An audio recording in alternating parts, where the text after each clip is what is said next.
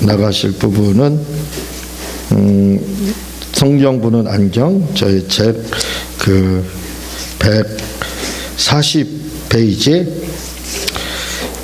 이제 부활과 마지막 심판과 무궁세계 이 부분 나가는데 부활 부분은 먼저 시간까지 이렇게 몇 시간에 걸쳐서 살펴보았고 이제 심판에 대해서 마지막 심판에 대해서 이렇게 살펴보도록 하겠습니다.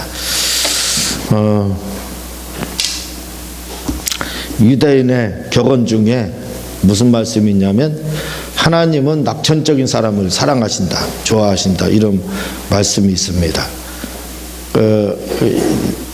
다른 우리식으로 이렇게 말씀드리면 이건 긍정의 힘, 긍정에 대한 이렇게 이야기인데 사람들 보게 되면 굉장히 부정적인 사람들이 있어요. 안 믿는 사람도 뭐 그럴 수 있겠지만 믿는 사람들도 그런 경우가 많이 있습니다. 우리는 순복음교회예요. 순복음교회의 장점이 뭐냐면 긍정이라 이거죠. 무조건 긍정. 그러니까 순복음교회는 성도들도 그렇고 목사님들도 그렇고 대부분 안 될 수 있어요. 사람이 죽을 수 있어요. 그런데 죽는다는 얘기 안 합니다. 산다 그래요. 그리고 잘 안 될 수도 있어요. 안 된다 얘기 안 해요. 무조건 된다 이렇게 합니다. 그 어떤 분들은 그런 걸 보고 이해가 안 간대요. 목사님들인데도 이해가 안 간대요. 꼭 순복음교회 목사님들 뭔가 현혹되어 있고 뻥튀기 하는 것 같고 그렇대요. 그렇게 이제 말씀해요. 그렇죠. 그냥 현상적인 눈으로 보게 되면 그렇게 보입니다. 이 거짓말쟁이 같이 말을 그렇게 해요. 근데 가만히 봐보세요. 믿음이라는 게 뭐냐? 우리가 성경 말씀을 주님이 말씀하신 게 뭐냐면 몸이 아픈 게 그게 현상이죠. 현상. 그게 현실이에요. 몸이 아이고 아파 이게 현실이에요. 근데 주님은 뭐래요? 나섰다는 겁니다. 나섰다는 거예요. 주님은 긍정입니다. 주님은 거기에 대해서 현상을 말하지 않아요. 항상. 그러니까 현상을 말하지 않고 항상 그 속에 다른 것들을 담겨서 말씀을 하고 있어요. 그러니까 가만히 보면 우리 순복음교회 성도들과 목사님들 뻥쟁이 같이 그렇게 이제 이야기를 하지만 사실 말씀에 대입을 해보면 맞는 말이에요. 우리 말들이. 왜냐하면 주님은 채찍에 맞으면 나았다는 거예요. 아픈 사람도 다 낫었다고 그렇게 하잖아요. 아파 이렇게 하는데 아니라는 거예요. 안 아프다는 거예요. 낫었다는 겁니다. 그리고 가난한 거에 대해서도 주님이 가난케 돼서 부유케 됐다는 거예요. 그러니까 막 뻥치는 것처럼 그렇게 이야기하더라도 그게 우리는 영안을 통해서 보는 거죠. 말씀을 그대로 그냥 믿는 겁니다. 한마디로 말씀드려서 말씀을 그냥 그대로 믿어요. 그러니까 말씀에 있는 고백만 하는 거예요. 그냥 그게 믿음의 고백이죠. 그러니까 그런 고백을 안 했던 분들, 그런 걸 대해보지 않고 그냥 현상만 얘기했던 분들, 그런 성도들, 그런 목회자들은 도저히 이해가 안 가는 거지. 도저히 이해가 안 가는 거예요.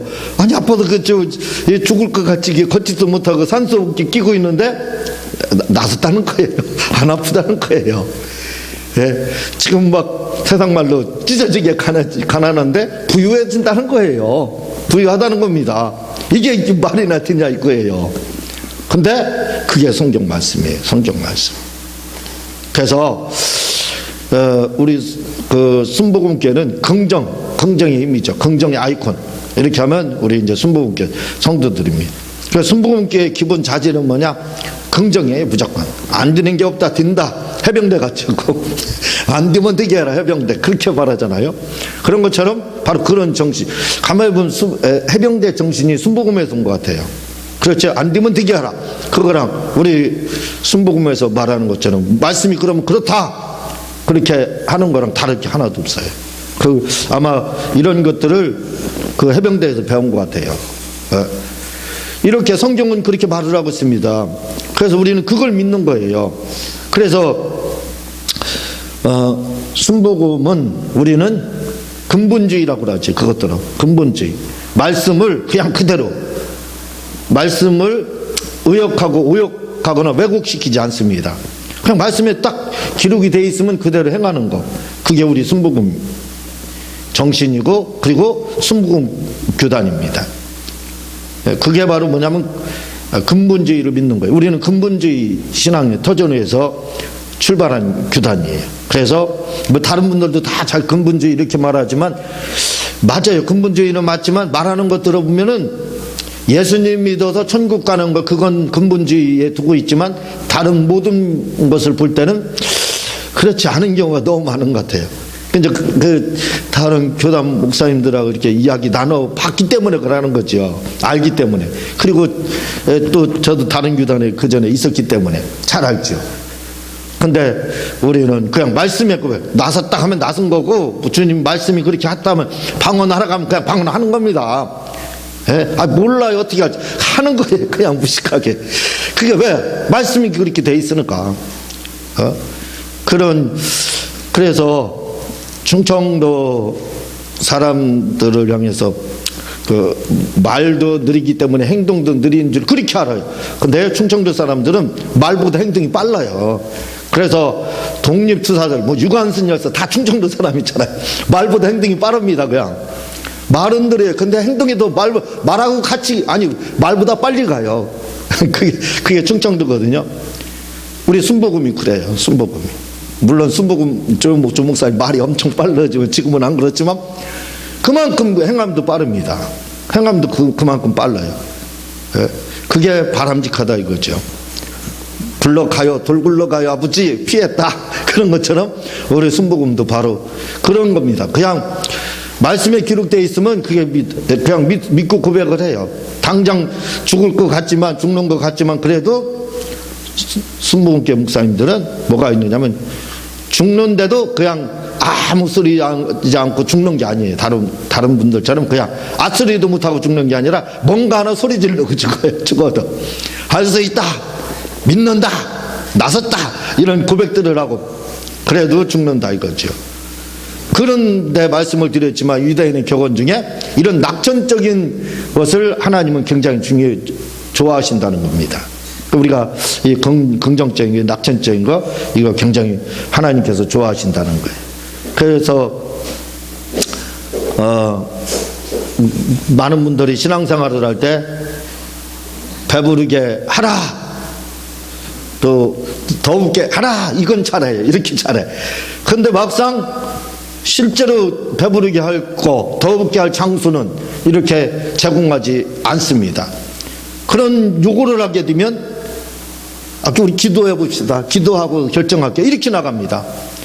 그게 뭐냐면 책임 회피하겠다 이거예요. 안 믿겠다, 이거 안 하겠다 이 말입니다. 근데 우리는 그렇지 않다 이거죠. 더욱게 하라 했으면 더욱게 해줍니다. 그리고 배부르게 하라면 쌀을 줘버려요. 돈을 더 선교로 주든지. 그게 이제 우리 순복음이라 이거죠. 근데 이걸 하나님이 좋아하신다는 거, 그걸 우리는 기억을 해야 되고, 또 우리 순복음은 바로 그런 정신, 그런 믿음 가운데 신앙생활한다는 것을 좀 기억을 해볼 필요가 있습니다. 그 두 번째 최후의 심판 부분 한번 읽어보도록 하겠습니다. 시작. 성경은 악인과 의인 할 것 없이 최후의 심판이 있을 것에 대하여 분명히 말하고 있습니다. 지금 이건 조직신앙 나가기 때문에 이게 사실은 굉장히 지금 많은 부분이 압축이 돼 있어요. 그래서 이걸 다 막 설명하려니까 사실 굉장히 복잡한 부분에 해당하거든요. 이 심판에 대한 최후의 심판, 이걸 뭐라고 하냐면 다른 말로 백부자 심판, 이렇게 이야기를 하고 있는 거거든요. 이 백부자 심판, 이 백부자 심판에 대해서 이야기하는데, 이게 계시록 20장 11절에 보면 또 내가 크고 흰 보좌와 그 위에 앉으신 이를 보니 땅과 하늘이 그 앞에서 피하여 간 데가 없더라, 이런 말씀이 있습니다. 여기에 보면은 계시록 20장 11절을 보면은 내가 크고 흰 보좌 이렇게 이야기하거든요. 근데 계시록에서 보좌를 이야기할 때는 보좌가, 우리는 보좌 이렇게 하면 항상 뭘 생각하면 하나님의 보좌 이것만 생각해요. 근데 그렇지 않아요. 24장로의 보좌도 항상 같이 계시록에 등장을 합니다. 그래서 이 보좌 이렇게 이야기할 때 보좌가 하나님의 보좌를 말하는 건지 아니면 24장로의 보좌를 말하는 건지 잘 살펴봐야 돼요. 근데 여기서 계시록 20장 11절 내가 크고 흰 보좌와 그 위에 앉으신 이를 보니 이렇게 이제 시작되는 걸 볼 때 우리가 여기서 뭘 할 수가 있느냐면 그냥 보좌 이렇게 하면 그 보좌는 계시록에서 그냥 보좌 이렇게 하면 그 보좌는 24장로의 보좌를 말합니다. 24장로의 보좌. 그런데 계시록 20장 11절에서 이 백보자 심판을 이렇게 이야기할 때 이 보좌를 이야기할 때는 그렇게 말하지 않고 있어요. 뭐라고 이야기하냐면 또 내가 크고 흰 보좌와 이렇게 이야기하고 있습니다. 크다는 말씀을 지금 강조하고 있어요. 크고 흰 보좌 이렇게 말을 하고 있어요. 그러니까 그냥 보좌 하게 되면 24장로의 보좌, 24장로의 보좌를 말하는구나 이렇게 생각할 수 있는데 여기서 계시록 20장 11절에서 이 계시록 20장 11절을 백보자 심판이라고 이렇게 이야기하는데 여기에 지금 성경에서 최후의 심판 이 말을 하고 있잖아요. 이 책에서. 근데 이 심판이 바로 백보자 심판이라 이거죠. 근데 여기서 왜 백보자 심판이 되냐면 24장로의 보좌가 아니라 내가 크고 흰 보좌, 크고 흰이라는 말이 큰 보좌라는 말이 들어갔기 때문에 그래요. 그러니까 큰 보좌가 그냥 24장로는 수식하는 말이 없습니다. 수식하는 말이 없이 그냥 보좌 이렇게 이야기하는데 여기는 크고 흰 보좌 이렇게 이야기한다.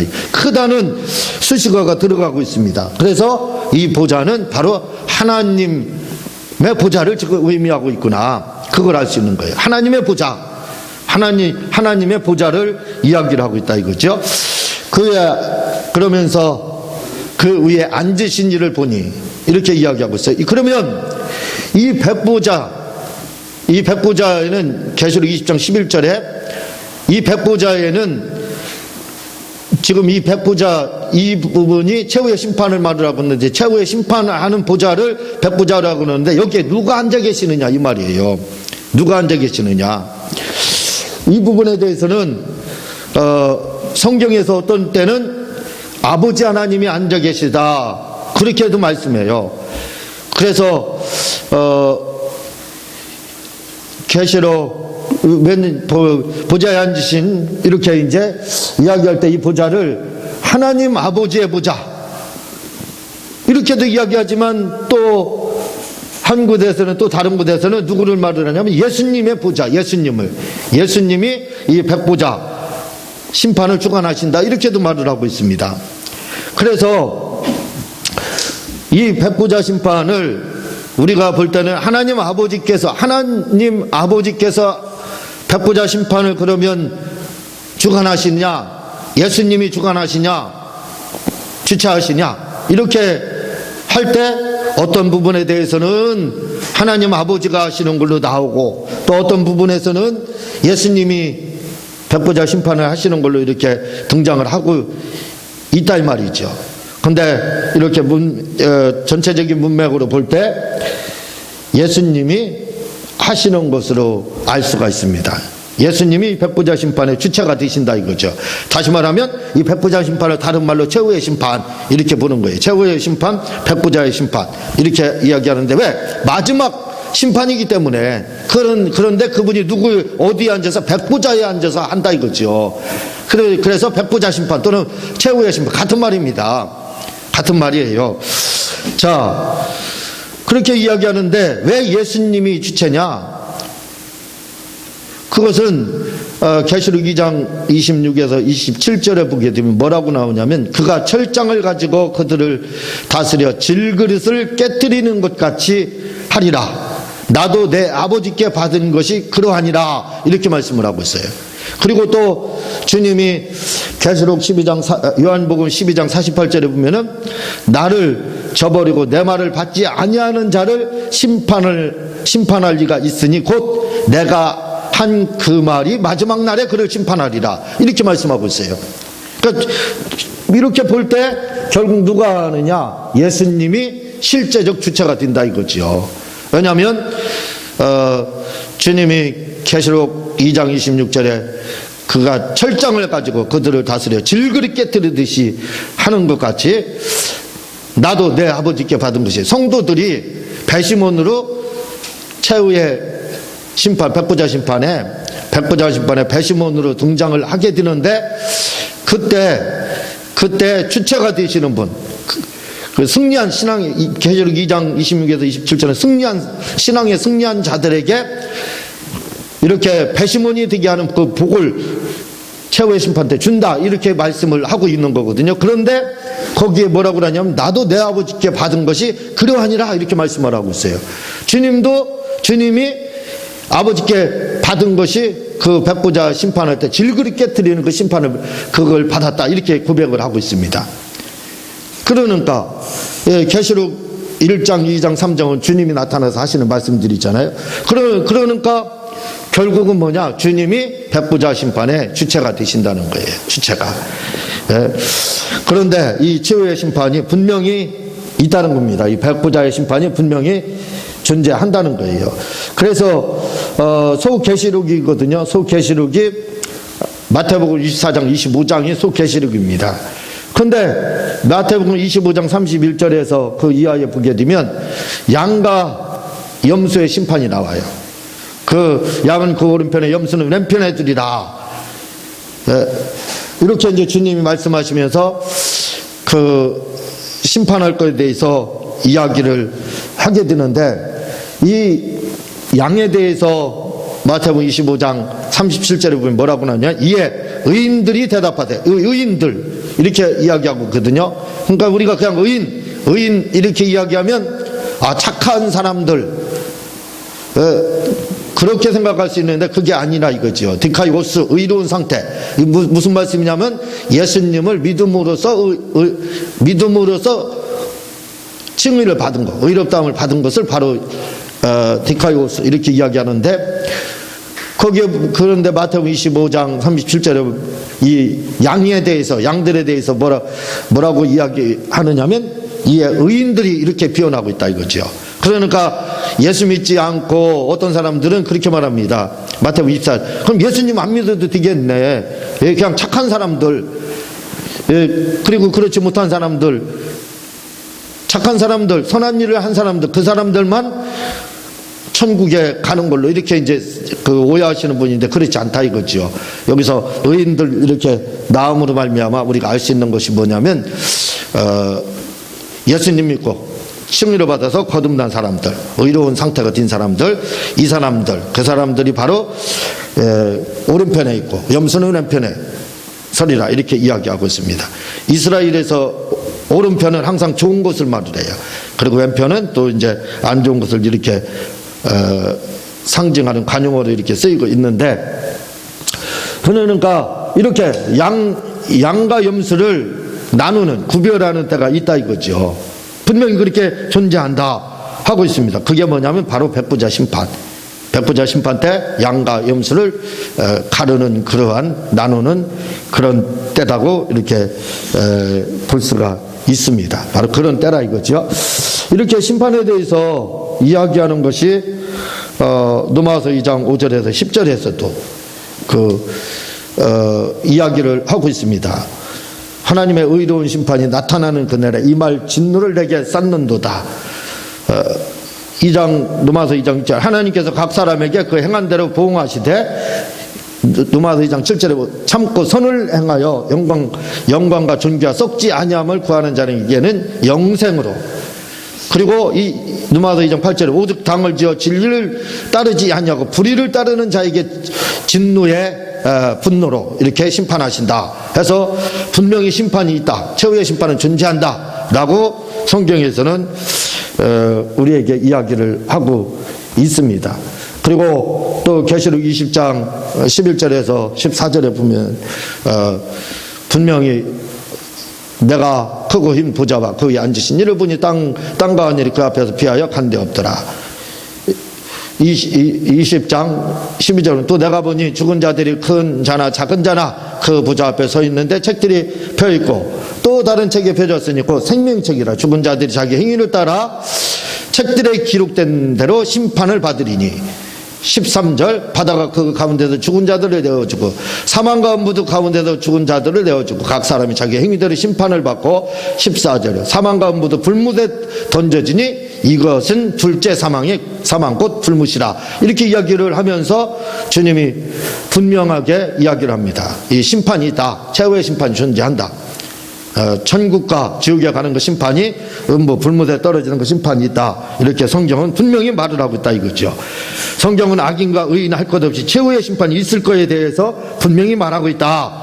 이렇게 지금 서론적으로 이야기를 하는 부분을 제가 지금 설명을 드린 겁니다. 존재한다 이거죠. 백부제 심판이 확실히 있다. 어떤 사람들은 그런 게 어디 있어 이렇게 말하지만 그런 게 있습니다. 이렇게 존재한다 이 말이죠. 자, 1번 최후의 심판의 그 성질을 한번 읽어보도록 하겠습니다. 시작. 최후의 심판은 현세적인 심판이 아닌 사후 또는 천년왕국이 끝나고 이루어지는 미래적인 심판이며 최후의 심판은 현세적인 지금 이 땅에서 이루어지는 것이 아니라 이거죠. 지금 우리가 사는 이 땅에서 이루어지는 것이 아니라 천년왕국 끝나고 이루어지는 미래적인 사건이라 이거죠. 그렇죠. 미래적인 사건이지만 실제로 존재하는 그러한 사건들이다 그 말입니다. 계속 읽겠습니다. 시작. 주님의 재림과 부활이 실제적으로 이루어지는 것 같이 최후의 심판 역시 실제적으로 이루어질 것이며 주님의 그 부활이 실제적으로 이루어졌다 이거죠. 계속 부활하리라 그 이야기는 있었지만 그것이 현실로 실제로 이루어진 것 같이 또 주님이 재림하리라 이렇게 했지만 아직까지는 이루어지지 않고 있지만 그러나 그것이 실제적으로 이루어질 겁니다. 주님이 다시 오실 거예요. 그와 마찬가지로 이 최후의 심판도 미래에 어느 순간에 틀림없이 이루어질 거다는 그 말씀입니다. 계속 읽겠습니다. 시작. 이성을 가진 피조물에 대한 단회적이며 공의적인 심판이 될 것입니다. 이성을 가진 피조물. 이게 이성을 가진 피조물, 이게 굉장히 중요합니다. 이성을 가진 피조물이라는 뜻은 뭐냐? 영이 있는 피조물이라는 뜻이에요. 그러니까 최후의 심판의 대상이 고양이나 개, 동물 이런 건 아니라 이거죠. 왜? 영이 없다, 이성을 갖지 않았다 이거죠. 이성을 가진 피조물만, 그러니까 우리가 이성 가진 피조물만 이 심판의 대상이다 이렇게 한정을 하고 있어요. 그러니까 개나 동물이나 식물이나 우주나 이런 것들은 이성이 없잖아요. 이성이 존재하지 않습니다. 영이 존재하지 않는다 이 말이에요. 이성이. 그러니까 그들은 그런 동물이나 식물이나 이런 부분들은 심판의 대상이 아니다 이거죠. 그런데 이성을 가진 사람, 가진 존재들. 그러니까 이성을 가진 존재 이렇게 하면 우리는 사람 이렇게만 한정해요. 사람, 이성 가진 존재, 영이 있는 존재만 심판을 받는다. 그러니까 사람만 심판을 받는다. 이렇게 한정을 한다 이거죠. 아닙니다.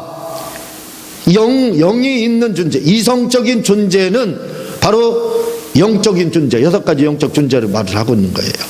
그 중에서 최후의 심판의 대상이 되는 존재는 바로 사람과 천사입니다. 천사. 그러니까 우리는 이성을 가진 피조물이 최후의 심판의 대상이 된다 이렇게 하기 때문에 사람만 천국 지옥 이렇게 가겠구나 생각하는데 그렇지 않다 이겁니다. 천사들도 이 심판의 대상이 된다 이거예요. 그래서 그 심판을 받는 천사들은 누구예요? 마귀, 귀신들, 이런 존재들, 이성을 가진 존재들이죠. 이런 존재들이 바로 최후의 심판의 대상이 되고 또 사람들이 최후의 심판이 이렇게 그 대상이 되는 겁니다.